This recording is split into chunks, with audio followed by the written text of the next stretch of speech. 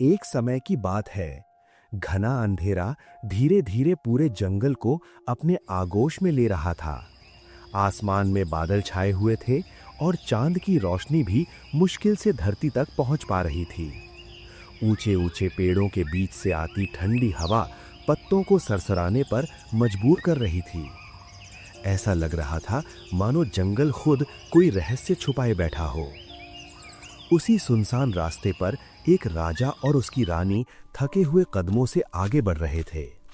उनके कपड़े धूल से भरे थे, चेहरों पर थकान और दिल में अपमान का दर्द लिए हुए जंगल की ओर जा रहे थे। उन्हें उनके ही राज्य से बहिष्कृत कर दिया गया था। रानी, महाराज, क्या सच में अब हमारा कोई घर नहीं रहा? अब हम कहाँ रहेंगे? हमारा क्या होगा? हमारा तो कोई भी दोष नहीं था, फिर भी हमें राज्य से बेदखल कर दिया गया। राजा ने धीरे से कहा, घर दीवारों से नहीं, साथ से बनता है। जब तक हम साथ हैं, हम कहीं भी अपना संसार बना सकते हैं। चलते चलते अचानक उन्हें पानी की आवाज सुनाई दी।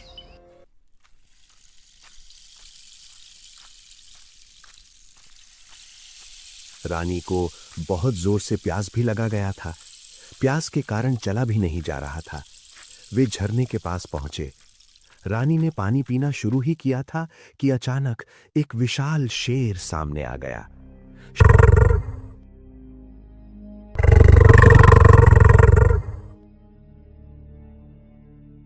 शेर दहाड़ते हुए आगे बढ़ रहा था, लेकिन उसने हमला नहीं किया, बल्कि उन्हें अपने पीछे आने का इशारा किया। डर और जिज्ञासा के बीच दोनों उसके पीछे पीछे चलते गए और एक रहस्यमयी गुफा तक पहुंच गए।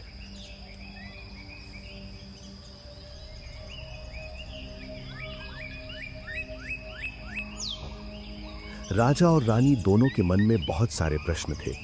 आखिर ये शेर हमें गुफा तक क्यों लेकर आया और ये क्या कहना चाहता है? दोनों के अंदर डर भी था। जैसे ही वे अंदर गए, शेर गायब हो गया और उसकी जगह एक चमकती हुई परी प्रकट हुई।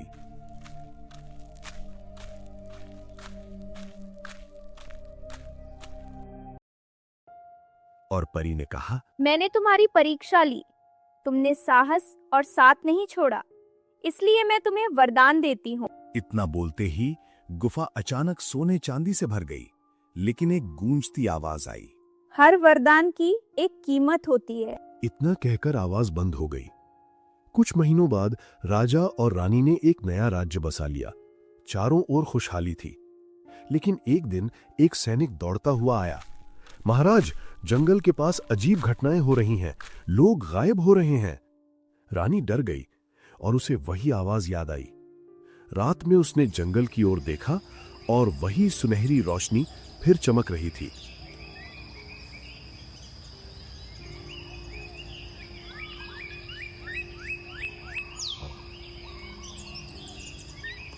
राजा और रानी सैनिकों के साथ जंगल में पहुंचे।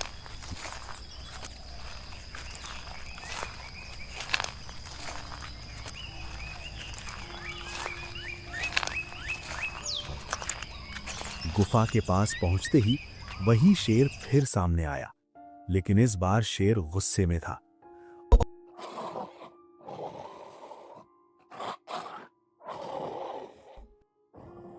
और अचानक वो बोला, तुमने वादा निभाया, लेकिन तुम्हारी प्रजा ने नहीं। और इतना बोलकर शेर परी में बदल गया। तुम्हारे राज्य के कुछ लोग लालच में यहाँ आए और अब प्राचीन शक्ति जाग चुकी है। गुफा से काली धुंध निकलने लगी और अचानक गुफा के अंदर से एक भयानक छाया बाहर आई। जो भी खजाने को छुएगा वो अब मेरा होगा। जमीन हिलने लगी। सैनिक डर गए। रानी बोली, हम इस गलती को सुधारेंगे। तो तुम्हें गुफा के अंदर जाना होगा और इस शक्ति को शांत करना होगा। राजा, रानी और कुछ सैनिक गुफा के अंदर गए। अंदर अंधेरा था, लेकिन दीवारों पर अजीब चिन्ह चमक रहे थे। अचानक सामने 3 रास्ते दिखाई दिए। परी की आवाज गूंजी और बोली, सही रास्ता वही चुनेगा जिसका मन लालच से मुक्त होगा। और तुरंत गायब हो गया। राजा ने आंखें बंद की और दिल की आवाज सुनी। वो सीधे रास्ते पर बढ़ा।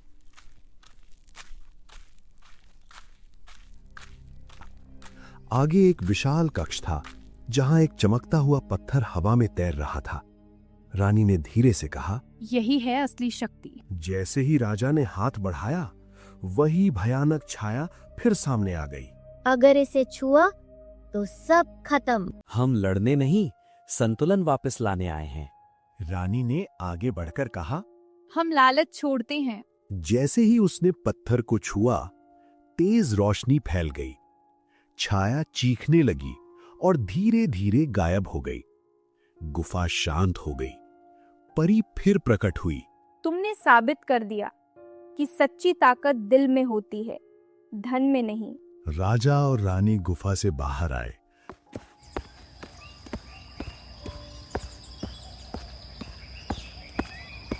जंगल अब शांत था और खतरा खत्म हो चुका था।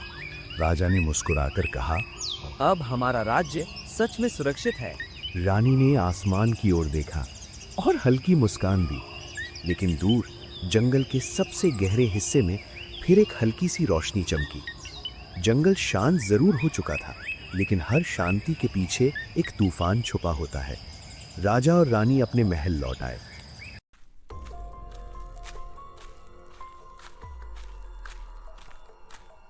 उस रात कुछ अजीब होने वाला था। रानी डरते हुए बोली, महाराज, आपको भी महसूस हो रहा है जैसे कोई हमें देख रहा हो? हाँ, ये वही एहसास है जो उस गुफा में था। अचानक महल की खिड़की से एक काली परछाई अंदर घुस आई।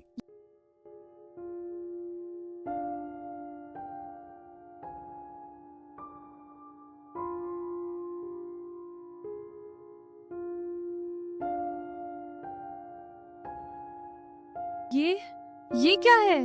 तुमने सोचा सब खत्म हो गया? ये तो बस शुरुआत है। अगली सुबह राजा ने अपने सबसे पुराने मंत्री को बुलाया। वो मंत्री जो बहुत कुछ जानता था, लेकिन कभी बोला नहीं।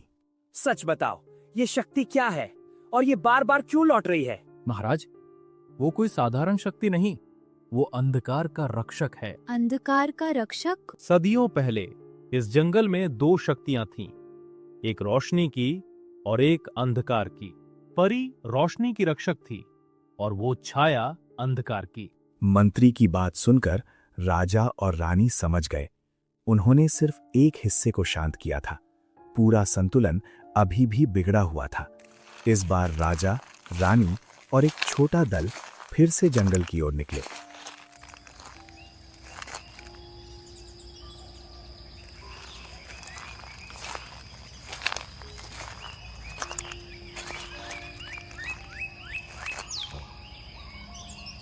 लेकिन इस बार जंगल पहले जैसा नहीं था। महाराज, ये जंगल बदल गया है। ये अंधकार फैल रहा है। जैसे ही वे गुफा के पास पहुंचे, जमीन खुद ब खुद फटने लगी और छाया जोर से बोली, इस बार तुम बच नहीं पाओगे। तुम फिर आ गए, लेकिन इस बार खतरा और बड़ा है। हमें क्या करना होगा? अंधकार को खत्म नहीं किया जा सकता, उसे संतुलित करना होगा। तुम्हें हृदय दीप जलाना होगा, एक ऐसी शक्ति जो सिर्फ त्याग और सच्चाई से जागती है। गुफा के अंदर इस बार एक ही रास्ता था, लेकिन रास्ते में उनके अपने डर सामने आने लगे और छाया बोली, सब वापस पा सकते हो, बस एक कदम। मुझे सत्ता नहीं, सच्चाई चाहिए। रानी के सामने सोना, चांदी और खजाना रखा था और छाया बोली, ये सब तुम्हारा हो सकता है। रानी मुस्कुराकर बोली, हमने सीखा है असली धन दिल में होता है। जैसे ही दोनों आगे बढ़े, एक छोटा सा दीपक अपने आप जल उठा। यही है हृदय दीप, इसे अंधकार के सामने ले जाओ। छाया पहले से भी विशाल हो चुकी थी और बोली, तुम मुझे खत्म नहीं कर सकते।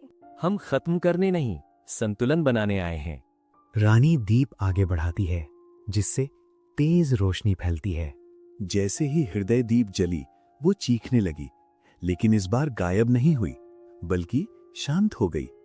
जंगल में पहली बार रोशनी और अंधकार साथ साथ मौजूद थे, संतुलन में। परी मुस्कुराते हुए बोली, अब अब ये शक्ति कभी खतरा नहीं बनेगी। और हमारा राज्य? अब सच में सुरक्षित है, क्योंकि हमने डर पर नहीं, दिल पर भरोसा किया। लेकिन कहानी यहाँ खत्म नहीं होती, क्योंकि दूर जंगल के सबसे गहरे हिस्से में एक बच्चा उसी काली शक्ति को अपने अंदर समेटे हुए जन्म ले चुका था।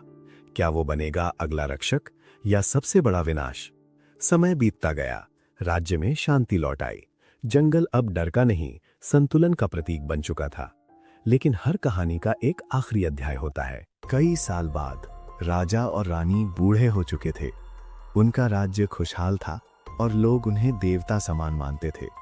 लेकिन एक दिन सैनिक दौड़ते हुए आए और बोले, महाराज, एक अजीब बालक महल के बाहर खड़ा है। वो कहता है वो आपसे मिलना चाहता है। उसे अंदर लाओ। जैसे ही वो बालक अंदर आया, पूरे कक्ष में एक अजीब सी ऊर्जा फैल गई। उसकी आंखों में अंधकार और रोशनी दोनों झलक रहे थे। रानी हैरान होकर बोली, ये वही शक्ति है। बालक शांत आवाज में कुरा, मैं जानता हूँ, आप मुझे पहचानते हैं। मैं वही हूँ जो उस दिन जन्मा था। तुम यहाँ क्यों आए हो? क्योंकि अब समय आ गया है कि ये शक्ति किसी एक के अंदर नहीं, बल्कि सही मार्गदर्शन में रहे। बालक ने हाथ आगे बढ़ाया। उसकी हथेली में वही हृदय दीप चमक रहा था। परी प्रकट होती है और बोली, यही अंतिम परीक्षा है। अब ये शक्ति इस बालक को सौंपनी होगी, लेकिन उसे सही रास्ता दिखाना तुम्हारा कर्तव्य है। अगर इससे संसार सुरक्षित रहता है तो यही सही है। राजा और रानी ने मिलकर उस बालक के हाथों में हृदय दीप सौंप दिया। जैसे ही दीप उसकी आत्मा से जुड़ा, पूरे जंगल में एक अद्भुत रोशनी फैल गई। अंधकार अब डर नहीं था, बल्कि एक संतुलित शक्ति बन चुका था। राजा और रानी ने आखिरी बार जंगल की ओर देखा। अब ये दुनिया सुरक्षित हाथों में है। धीरे धीरे दोनों की आंखें बंद हो गईं और एक शांत मुस्कान के साथ उन्होंने इस दुनिया को अलविदा कह दिया। वो बालक अब बड़ा हो चुका था। लोग उसे जंगल का रक्षक कहते थे। वो न रोशनी था न अंधकार, बल्कि दोनों के बीच का संतुलन था। इस कहानी से हमें ये सीख मिलती है कि असली शक्ति कभी धन या ताकत में नहीं होती, बल्कि उस संतुलन में होती है जहां दिल, दिमाग और आत्मा एक साथ खड़े होते हैं।